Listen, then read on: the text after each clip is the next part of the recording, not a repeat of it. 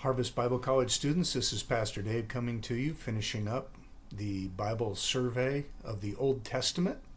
We have covered the books of Moses. We have covered the historical books. Today we are going to talk about the poetic books and the prophetic books. So some of these books are also called in the poetic books the books of wisdom. The book of Job, the book of Proverbs, Ecclesiastes, and Song of Solomon, also known as the Song of Songs, and then of course the Psalms, which is the hymn book of ancient Israel. So I'm just going to be touching on these books. I'm not going to go through them in detail because we are just doing a basic Old Testament survey. When we get to the prophets, I will also just be touching on them. I will not be going into them in detail. But I have some suggestions, or a few suggestions for you to read portions of these books to get an understanding of them and how they fit into the overall story. You'll remember when we first started this Old Testament survey, we started with Genesis chapter 3, with God promising that the seed of the woman would come and would crush the head of the serpent. God is working that out. He is bringing about his promises to humanity. He is doing it through the people of Israel. The first 5 books were focused on God's covenant with Israel as his chosen people. And then we focused on the history. We looked at the judges, and we looked at the kings of Israel and how they behaved in covenant with God. And how Israel actually did very poorly, and Judah, as a separate country, became a separate country after the Civil War between the northern tribes and the southern tribes, how they did not keep covenant. And so we're going to just talk about how these books then weave into that reality of God's people not keeping covenant as they were supposed to do until the coming of Messiah. Messiah is, of course, the Hebrew word for Christ. And so when we say Jesus Christ, in Hebrew you could say Yeshua Meshiach, or Messiah. But in Greek, it comes out closer to Jesus, or Iesus Christos, which in English comes out Jesus Christ. And so Israel were God's chosen people, the people that he would use to bring Messiah to, who would understand what God was doing to rescue humanity from sin and from evil. And the history that we have already covered gives us a little bit of a background of how Israel did in terms of keeping that covenant. They did very poorly. And God is in the midst of that, warning them through both wisdom and his prophets that things could be very difficult for them if they do not keep covenant. So as we finished out the historical books, particularly at the end of 2 Kings, and you also see it in 2 Chronicles, we see that Israel goes into exile to the Assyrians, and then Judah goes into exile with the Babylonians, meaning that they were removed from God's promised land. Not every single one of them, but all of the upper class people, all of the leaders and the rulers and people of wealth have been removed from the land and taken away to a foreign land, away from God's promises of his land and away from God's temple and from all of the temple worship that was part of the old covenant. And so what we see in this remaining portion of the Bible that we're going to cover is that the prophets spoke many times to these people and warned them that one of the things that would come against them would be curses, that God would be no longer their helper, but would be against them because they were failing to keep their covenant with him. And so wisdom, of course, is also part of that. And we will cover the wisdom books and the Psalms first, and then we will go on and we will speak about the prophets. So here we go with the poetic books. And first, the wisdom books. So the biblical order is the book of Job, and then Proverbs, and then Ecclesiastes and Song of Solomon, and also the Psalms are in the middle there. But I'm just going to talk about the wisdom books first, and then we'll come back to the Psalms. So I'm going to take them out of biblical order because I believe they're easier to understand if we think of them in this way. The book of Proverbs, largely written by King Solomon, or at least assembled by King Solomon. And then there are also some Proverbs brought by King Hezekiah's scribes, and then a man named Lemuel who also brings some wisdom to it. The Proverbs are brought to us in poetry form. In Hebrew poetry, we have what we call parallelism, where there's a thought and then of the first line, and then the second line becomes an expansion of that same thought. And so the Proverbs are organized in this way, and they are made in these little bite-sized pieces, if you will, so that they could be remembered. And so the Proverbs are a book given to younger people. They're, of course, valuable to all of us, but they are given from the older, wise people who have seen many years and much experience, and then brought down into these small sayings so that young people could read them and remember them.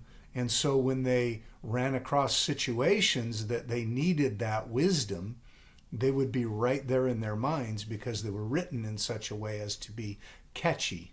Kind of like music is catchy, or other kinds of poetry is catchy. And because of the rhythm of it, you are able to remember it and repeat it and meditate even on it and run it over and over in your thinking so that it becomes part of your thinking and you're aware of it and it's available to you. So Proverbs is a book of wisdom.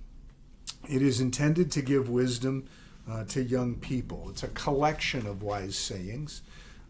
These are largely about life and how to make life successful. It covers a good deal of material, but it also is surrounded by and begins with the idea that God is the author of wisdom, that He is the one who has brought wisdom to us. Wisdom is the application of knowledge. So we have information, but how do you apply it? The application process is wisdom. One of the Proverbs that comes to us from the book of Proverbs is simply this: the fear of the Lord is the beginning of wisdom. We have no wisdom unless we first recognize that God is, and that He is the judge of all humanity. And so we hold Him in proper respect or fear, recognizing that we will all give an account to Him of how we live our lives. And so that is the basis and the beginning of all the wisdom that is then shared further in the book of Proverbs. Proverbs is giving us very practical ways to guide our lives, to deal with money, relationships, marriage, work, how to handle our sexual behavior, how to handle alcohol. All of these things are touched on within the book of Proverbs. But because it's done in these little packet forms, I'm just going to leave it to you to go ahead and read it. The book ends with Proverbs 31, where the author has laid out particularly for young men, what does a really good wife look like? The Proverbs 31 woman. Marriage is, of course, an incredibly important part of our lives. It affects almost everything in our lives. And so chapter 31 is something perhaps to be studied over and over and over again. But as students of the book of Proverbs, this would be one place where it would be wise for you to read it carefully and just be aware of it, because it could be very useful in preaching. We move on to the book of Ecclesiastes. This too was put together by Solomon. or also known as the teacher in this book. He speaks of Solomon. And so this book is about life and kind of balances out the book of Proverbs.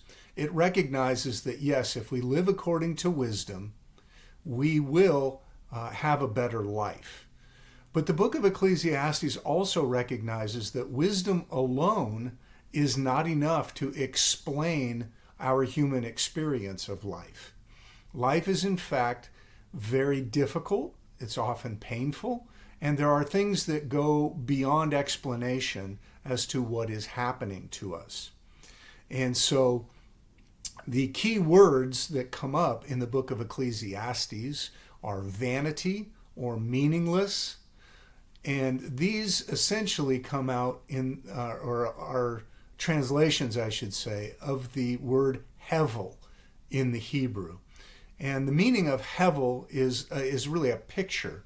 It's kind of the idea of smoke as something that is right there in front of you and you can see it, but you cannot really grasp it. You cannot take hold of it.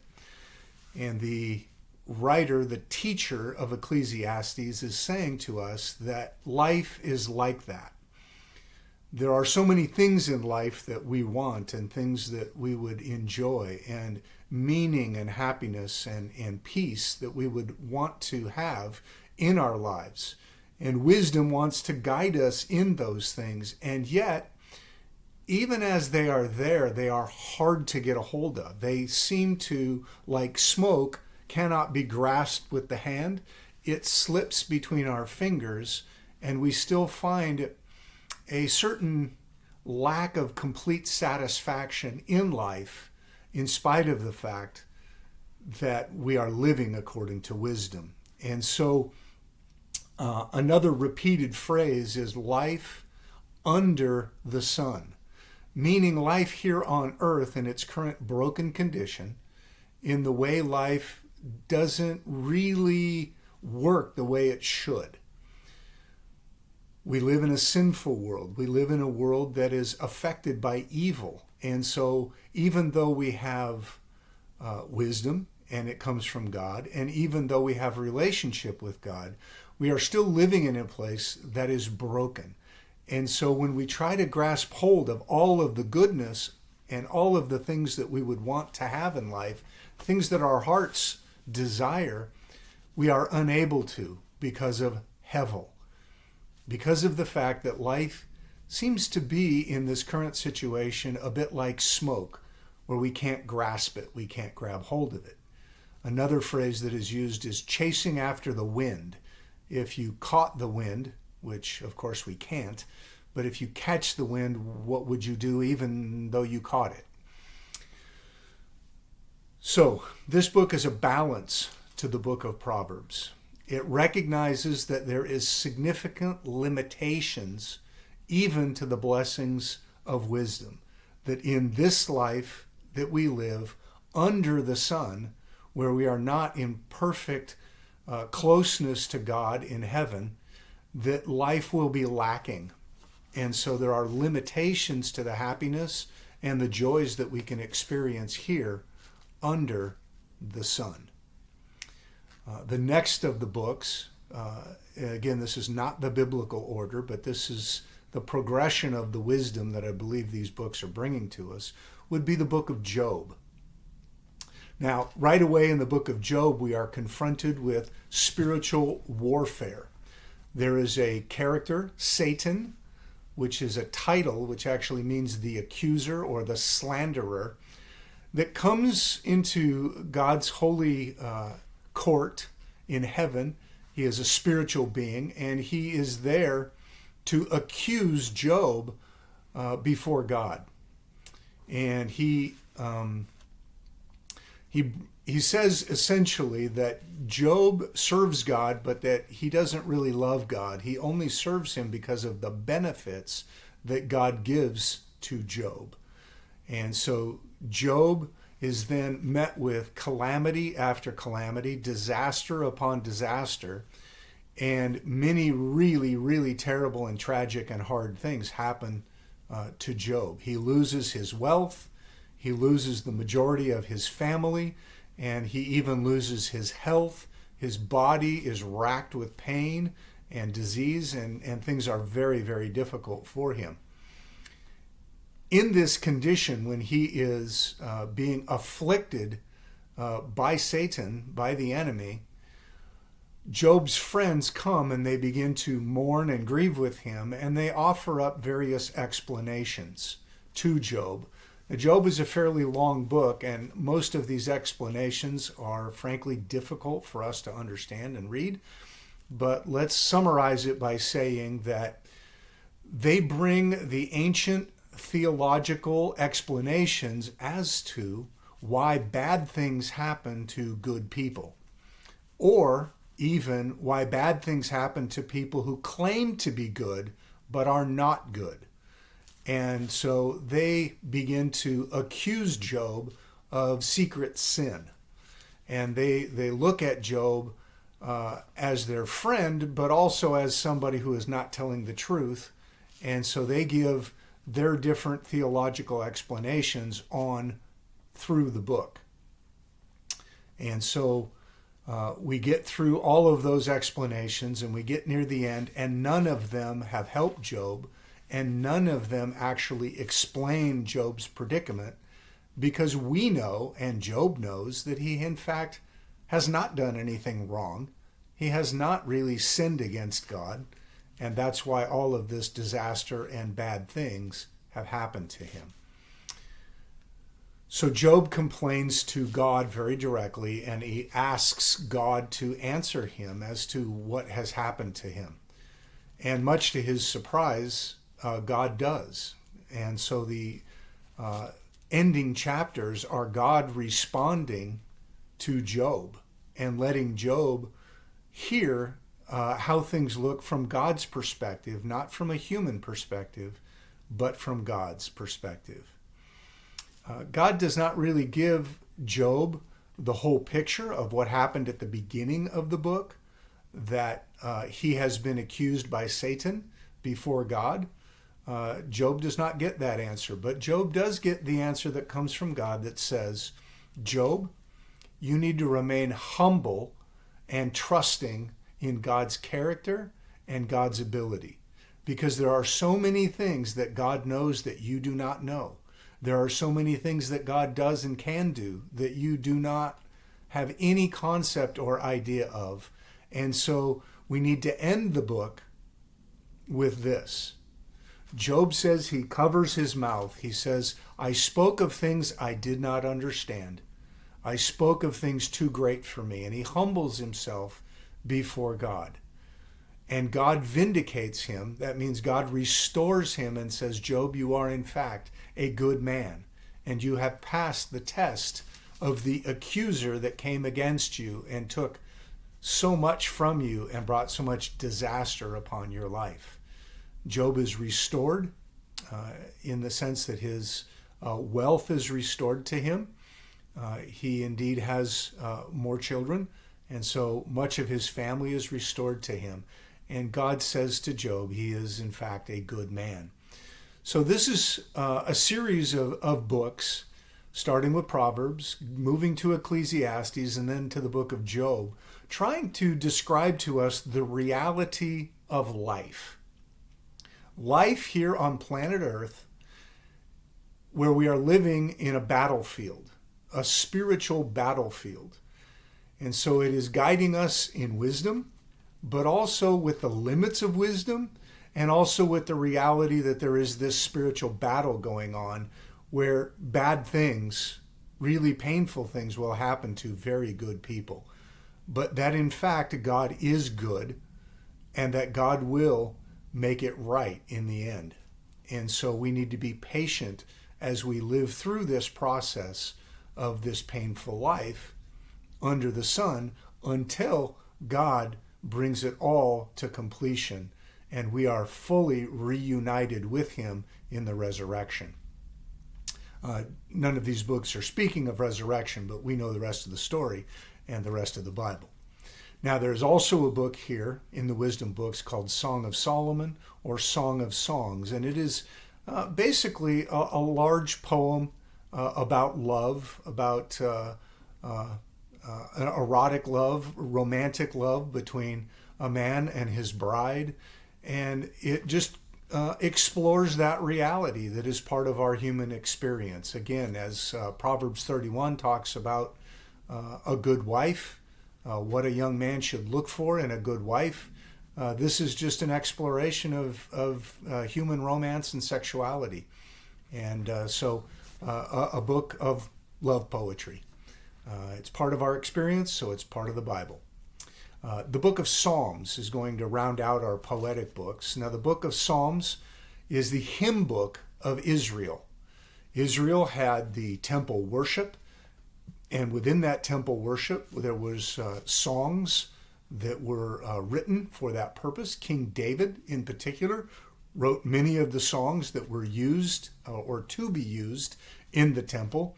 You'll recall that King David did not build the temple, but he worshiped in the tabernacle, the same one that Moses had put together, and it had been maintained and used for many, many hundreds of years. But then Solomon built a permanent temple. And so the Psalms were written for use primarily in the temple, but also in preparation to come to the temple.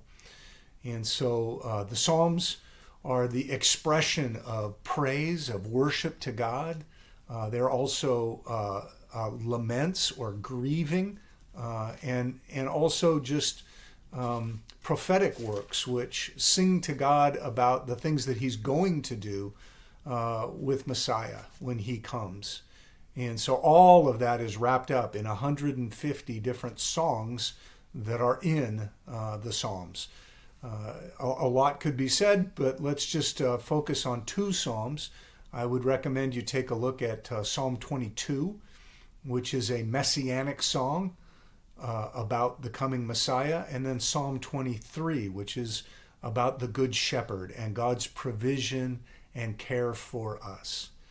The Psalms are great for your devotional life, for time and just spending time and emotion and in speaking to God about your life and my life, about the things that we struggle with, about the things that are a great blessing to us, but just the human life that we have. Very much the Psalms are about emotion. And so I would point to those two Psalms to you in particular, but suggest, of course, that you read all of them and read them in detail. We're going to move on now to the books of the prophets. And the books of the prophets are in two main groups. The major prophets, Isaiah, Jeremiah, Ezekiel, and Daniel. And then the minor prophets, and I'm not going to name all of them, but Hosea all the way on through Malachi. And so these books are split minor and or major and minor, not because the major prophets are the really important ones and the minor prophets don't matter, but because of the length of the books. Isaiah and Jeremiah are quite long and gather the prophetic material of those two prophets. And then Ezekiel is also fairly long. Daniel is much shorter. It's only 12 chapters. But these are the major prophets. The book of Lamentations is also in there. Jeremiah wrote this as a mourning poetry, not mourning as in early in the day, but mourning as in grief, mourning over the destruction of Jerusalem. So Isaiah and Jeremiah, Isaiah especially, is warning the southern kingdom of Judah that they are breaking covenant, and because of their breaking of covenant, they are going to be removed from God's promised land, and really hard things are going to happen to them. And so Isaiah gives us a great deal of warning, but he also gives us a great deal of amazing things about the coming Messiah. And so I would point you specifically to Isaiah chapter 53 and suggest that you read that and understand that as a prophecy of the coming of Jesus Christ hundreds of years before he comes. Again, we're referring back to the promise in Genesis 3 that God is going to bring through the seed of the woman one who will be bit on the heel, but he will crush the head of the serpent.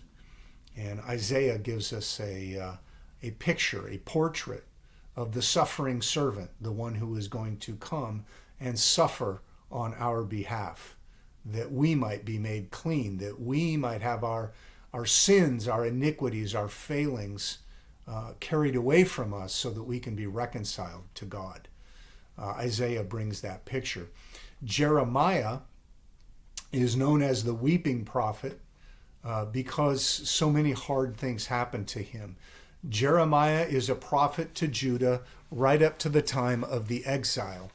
And he is warning the people and giving them God's message that Jerusalem is going to be destroyed, that they should not fight against this exile of the Babylonians because they have earned it, as it were. They have broken covenant. They have sinned against God. They've worshipped idols, which are physical representations of demonic beings.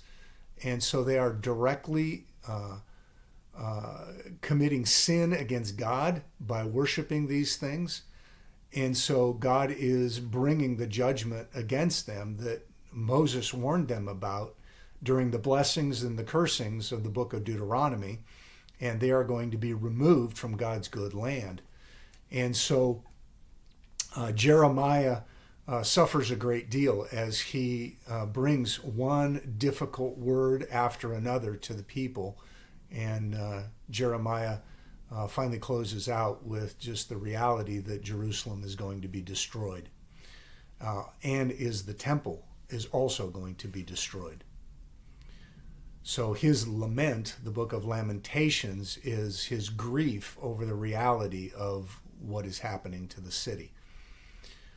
Ezekiel and Daniel are prophets that prophesy to the people of Judah who remain in the land during the exile, but also to those who are exiled in the land of Babylon, which would be in modern day Iraq.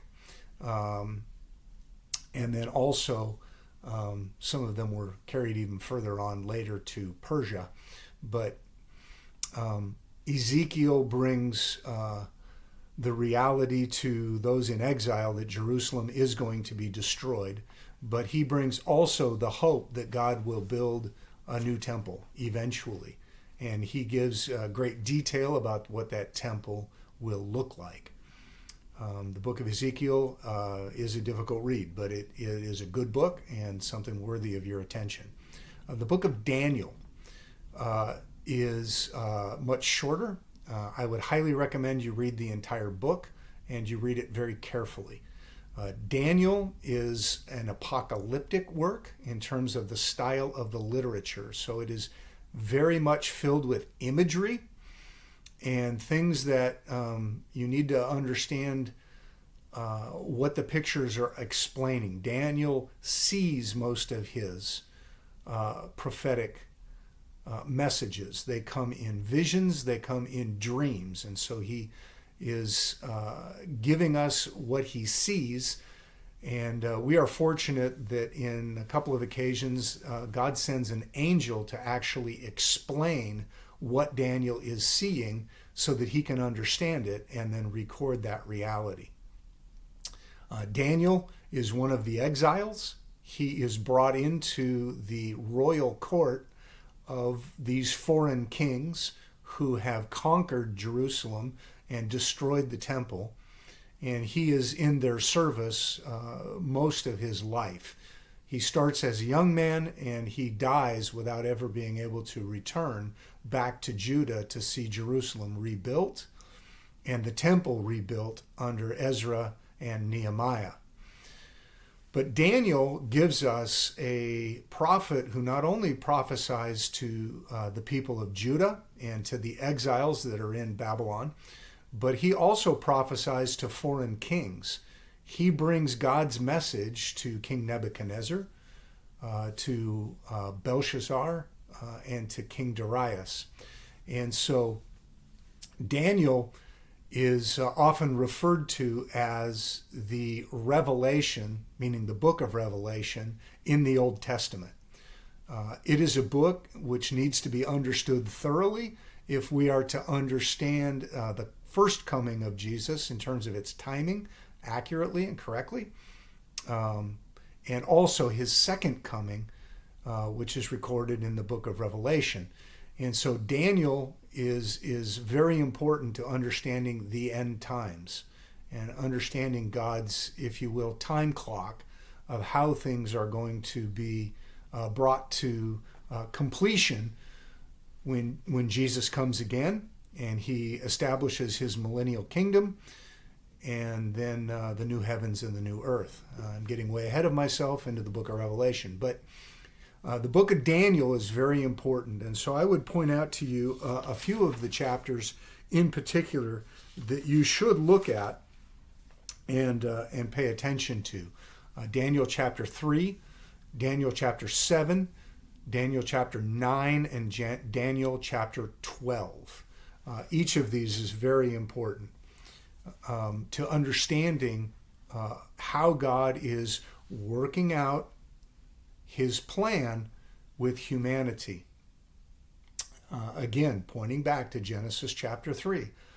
Daniel is the first book that uses the word Messiah in the Old Testament. Obviously, I already spoke about Isaiah. In chapter 53, he gives much about Messiah coming, but he doesn't use that word, the anointed one. Jeremiah in chapter 31 speaks of a new covenant that will come, and Jesus affirms that he is the answer to that new covenant when at the Passover meal he says, "This is the new covenant in my blood," what we call communion. So the prophets were pointing toward Jesus, but Daniel is the first one who gives us the word Messiah. And so Daniel even gives us a timetable for Messiah's coming. And so that is something to be looked at and understood.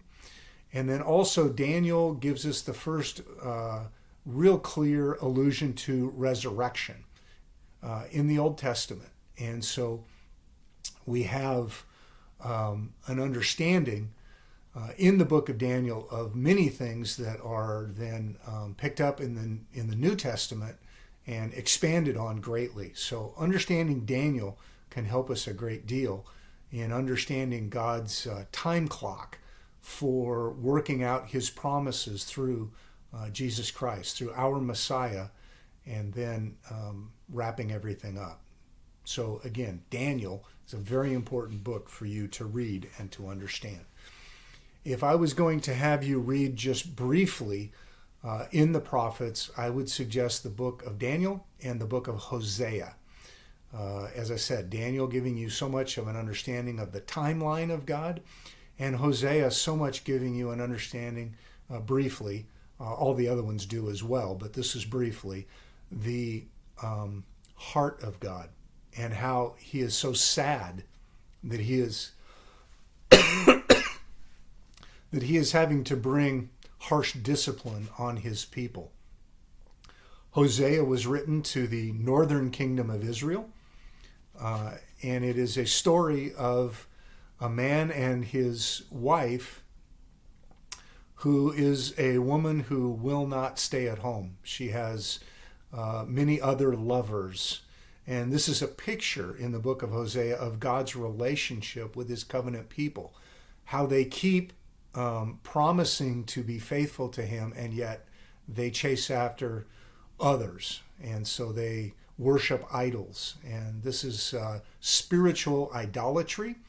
And God finally has to divorce them, and they go off into exile. And Hosea divorces his wife, and things go very, very badly for her until God tells him, Hosea, to go to the slave market and buy her back. And so this is a picture of God restoring Israel back to the promised land, as happened with Ezra and Nehemiah. and then them rebuilding Jerusalem and rebuilding the temple first, and then Jerusalem.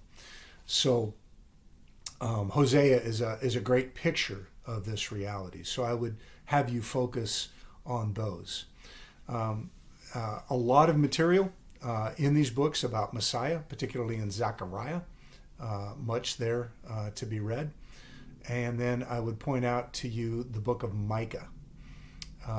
You might remember in your New Testament reading, which we're getting close to here, New Testament survey, that when the Magi, or the wise men from the east, came, and they came to Jerusalem following the star, they came to King Herod and they asked, "Where is the one who is born King of the Jews?"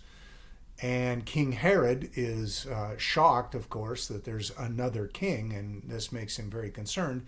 But he calls the scribes together, those who study the Old Testament, and they point him to Bethlehem. And they say, because Micah, the prophet, speaks of this king coming, and that he is to be born in Bethlehem.